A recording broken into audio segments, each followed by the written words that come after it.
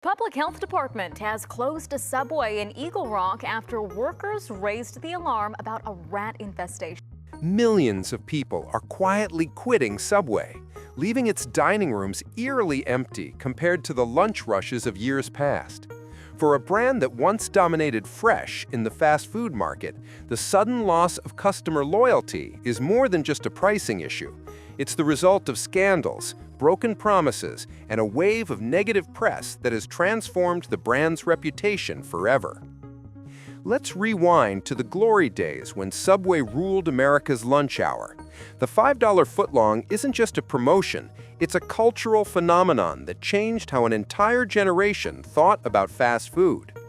Subway built its empire with this deceptively simple promise: any footlong sandwich, just $5. No catches, no coupon hunting, no limits. College students, busy families, and hungry workers could count on a reliable meal for pocket change. That jingle played in millions of homes, embedding $5 footlong into American pop culture like a commercial earworm that actually made people happy. In lunchtime crowds, you couldn't find an empty seat. Lines stretched around buildings during peak hours. People who'd never considered Subway suddenly became regulars. The promotion transcended simple advertising. It became Subway's entire identity. Sales broke records month after month. Television commercials hammered the message with infectious enthusiasm. Radio spots played during every commute. Billboard advertisements dominated highways from coast to coast. Subway had discovered something magical, a price point so attractive that quality almost didn't matter anymore. For customers, the math was beautiful in its simplicity. Feed a family of 4 for $20. Survive an entire college semester on these sandwiches. Workers on tight budgets could afford lunch without breaking the bank. The deal represented more than food. It was financial security disguised as a sandwich. Parents could take kids out to eat without stress. Students could grab dinner between classes without checking their bank accounts. The $5 footlong became America's lunch safety net. But behind those glass counters and cheerful advertising campaigns, franchise owners were quietly drowning in financial quicksand. The very math that delighted customers was systematically destroying small business owners across the country. Producing a 12-inch sandwich with decent meat, cheese, vegetables, and bread cost more than $5 in most markets. Factor in employee wages, building rent, utilities, insurance, equipment maintenance, and corporate fees. Every sandwich sold pushed owners deeper into debt.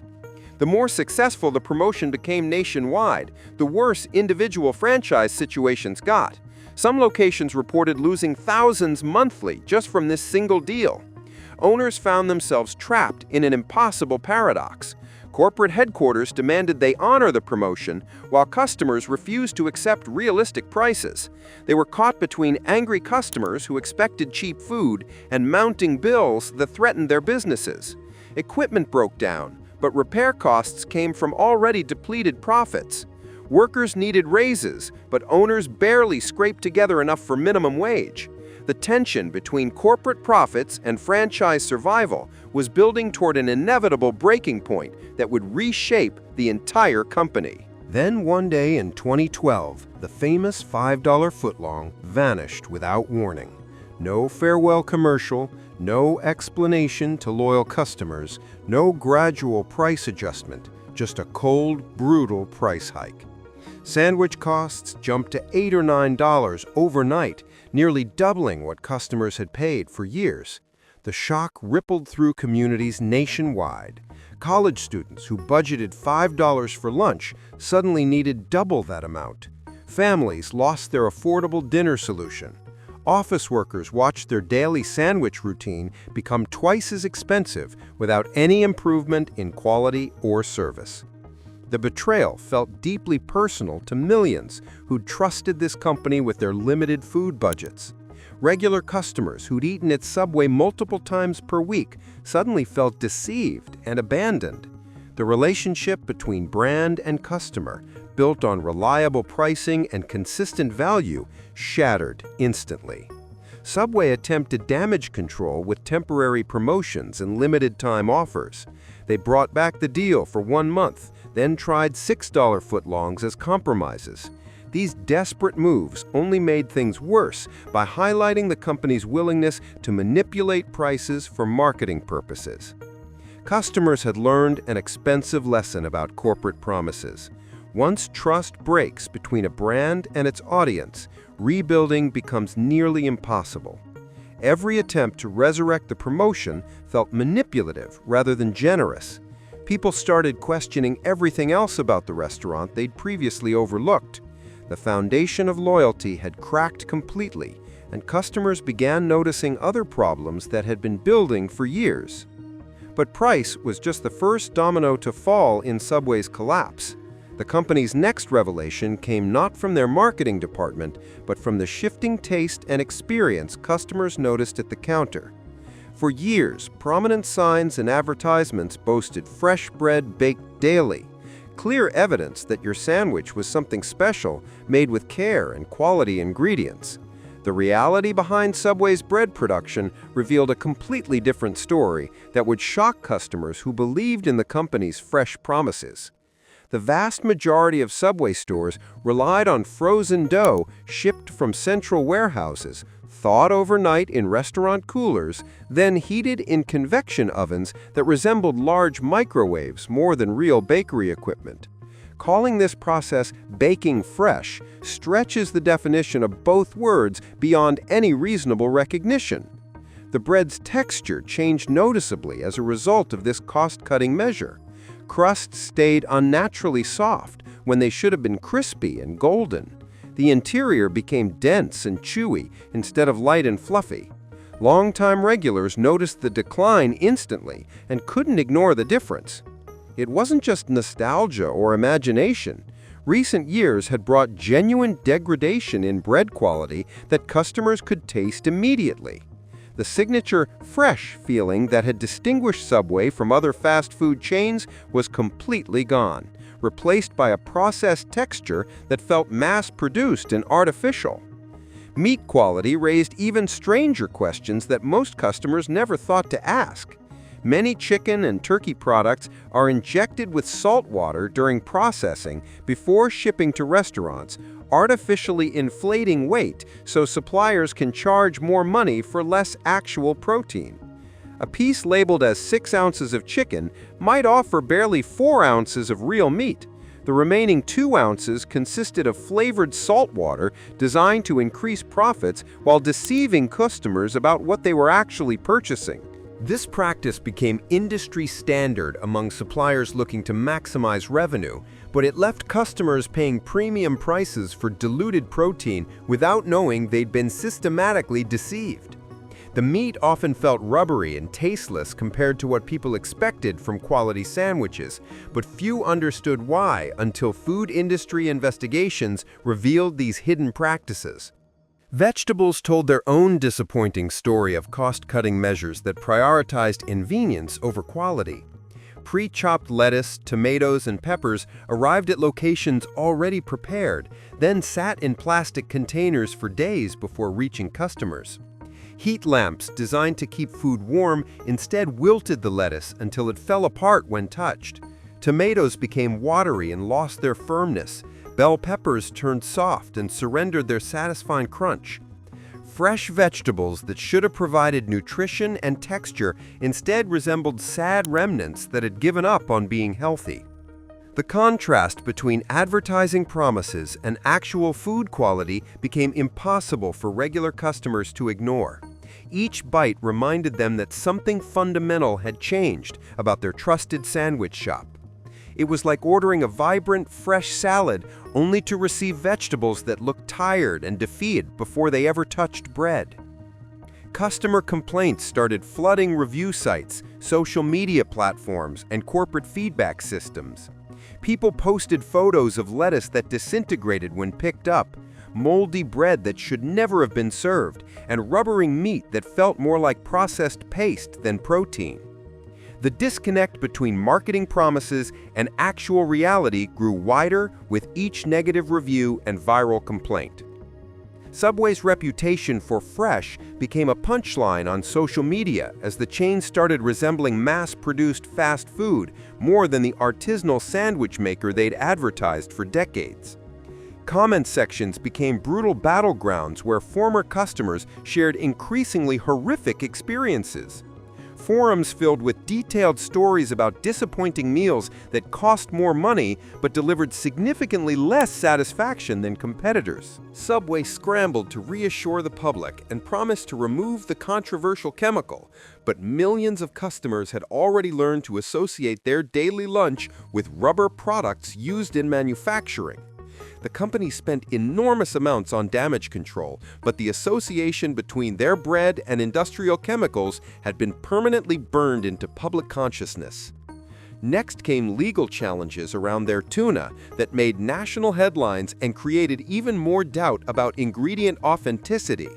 Multiple lawsuits claimed laboratory tests found no identifiable tuna DNA in samples collected from various restaurant locations across the country. Scientists allegedly couldn't determine what type of fish, if any, was actually used in the tuna salad that millions of customers had been eating for years. Subway fought these claims aggressively in court, hiring expensive legal teams and conducting their own tests to prove their tuna was real. But the damage spread far beyond courtrooms and legal documents. The story dominated news coverage for months, keeping the controversy fresh in customers' minds and creating lasting doubt about ingredient honesty. Every news report reminded people to question what species of fish they were actually eating, if any at all. When customers start wondering about the basic identity of their food, trust becomes nearly impossible to rebuild. The lawsuits dragged on for months, generating headlines that continuously reinforced negative perceptions about Subway's ingredients and honesty. To make matters significantly worse, independent nutrition testing revealed that some foot-long sandwiches packed over 2,000 milligrams of sodium, more than entire bags of potato chips, and almost a full day's recommended salt intake for adults. The restaurant that had successfully marketed itself as a healthier alternative to traditional fast food was serving meals saltier than competitors they'd criticized for being unhealthy. Parents panicked when they realized they'd been trusting Subway as a nutritious option for their families, only to discover they'd been feeding their children excessive amounts of sodium disguised as healthy food. Health-conscious customers who'd chosen Subway specifically to avoid junk food felt completely betrayed by these revelations. The cumulative effect created a crisis of confidence that extended far beyond individual scandals. This represented a promise broken not once, but repeatedly across every aspect of the dining experience customers had trusted. The healthy image that had attracted millions of customers was revealed as carefully constructed marketing rather than nutritional reality. And then came the most damaging scandal of all, one that would permanently destroy Subway's wholesome, family-friendly image. The company's trusted spokesperson, who had been the friendly face of the brand for over 15 years, was arrested on horrific criminal charges that shocked the entire nation. This person had represented Subway in countless commercials, appeared at grand openings, and become synonymous with the brand's values and identity. Subway immediately pulled all advertising featuring their former spokesperson and tried desperately to distance themselves from the situation, but the association remained burned into customers' minds. The damage was irreversible and comprehensive. Every sandwich purchase, every restaurant visit, every commercial became an unwelcome reminder of the scandal that had dominated news coverage for months. The wholesome, family-friendly image they'd constructed over decades was gone forever. Parents who'd brought their children to Subway felt uncomfortable returning. The brand's reputation for trustworthiness and safety was permanently shattered. Recovery seemed impossible when the very face of your company becomes associated with criminal behavior that horrifies the public. All the while, the people working behind Subway's counters were fighting their own battle against corporate policies that made quality service nearly impossible to achieve. Corporate headquarters kept wages at absolute rock bottom. leading to rampant employee turnover that destroyed service consistency. Training programs lasted only a few hours, barely enough time to cover basic tasks like slicing meat and operating the cash register. Most employees quit within 6 months of starting, and some didn't even last through their first month on the job. This constant churn meant customers never saw the same face twice, and each visit became a training session where people had to explain how they wanted their sandwiches constructed. The lack of continuity frustrated regular customers who remembered receiving better, more personalized service in earlier years. Service quality varied wildly depending on which employee happened to be working any given day.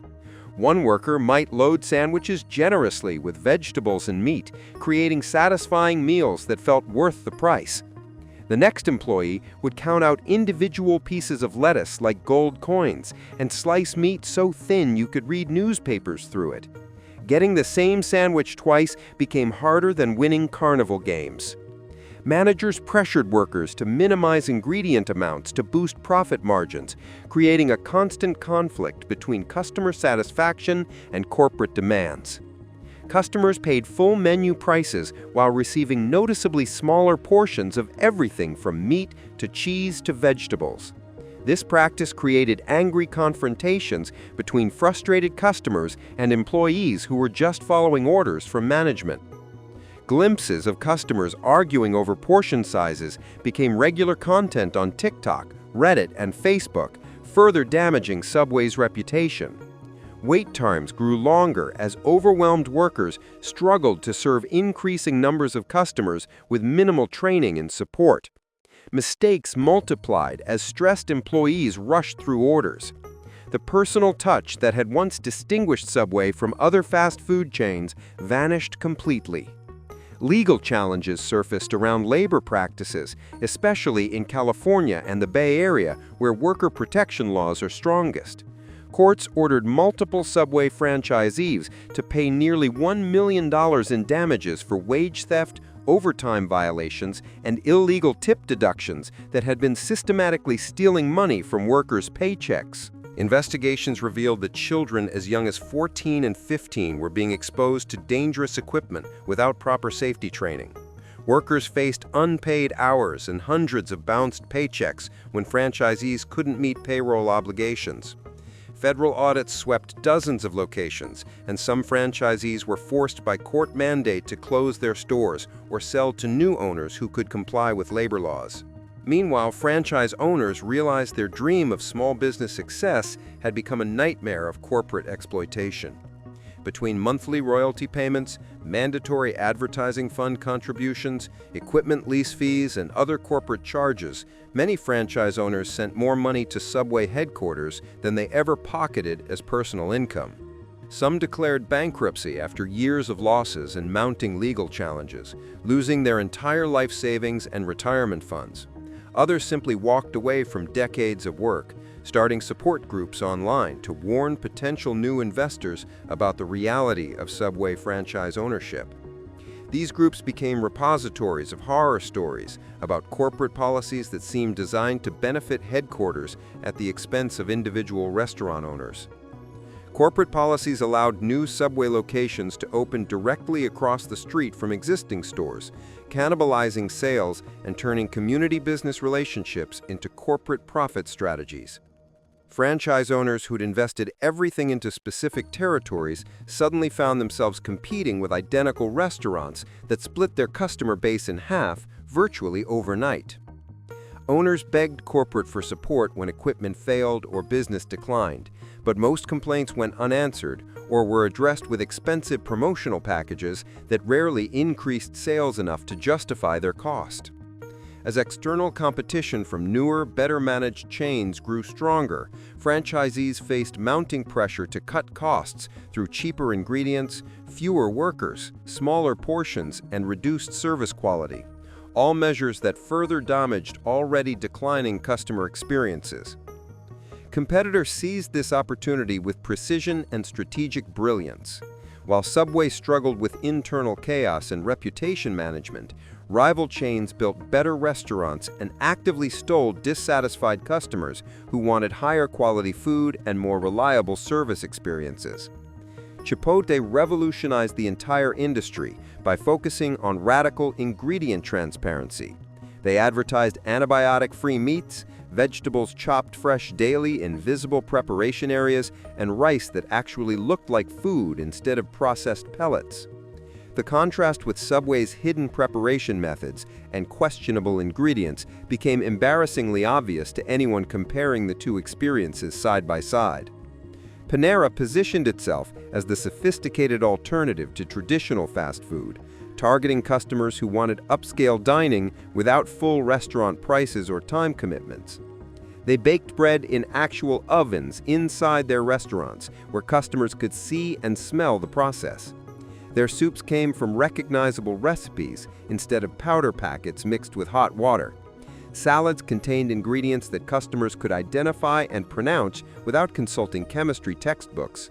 Industry critics accuse Subway of focusing on marketing gimmicks and cosmetic improvements rather than addressing core problems that drove customers away initially. The chain's relationship with franchisees and staff has become so fractured that multiple legal cases seek protection against what plaintiffs describe as corporate overreach and systematic economic exploitation. Through all these mounting storms and scandals, one unavoidable truth emerges clearly. Subway's glory days as America's favorite quick lunch destination aren't returning anytime soon. The brand that once rode high on consumer trust, unbeatable value, and promises of freshness has become primarily a cautionary tale about what happens when corporations prioritize short-term profit extraction over long-term customer relationships and quality standards. The perfect storm that demolished Subway's market dominance didn't appear suddenly from nowhere. It developed over years of accumulated poor decisions, hidden compromises, corner-cutting measures, broken promises, ignored customer complaints, and strategic choices that consistently prioritized immediate financial gains over lasting trust and sustainable business practices. Will Subway survive this crisis?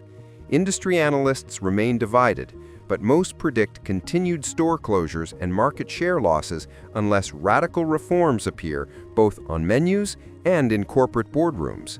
While innovative competitors continue building better food experiences and winning customer loyalty through transparency and quality, Subway faces perhaps the greatest challenge any established brand can encounter: complete irrelevance in a rapidly evolving marketplace where informed consumers have unlimited alternatives and no patience for broken promises.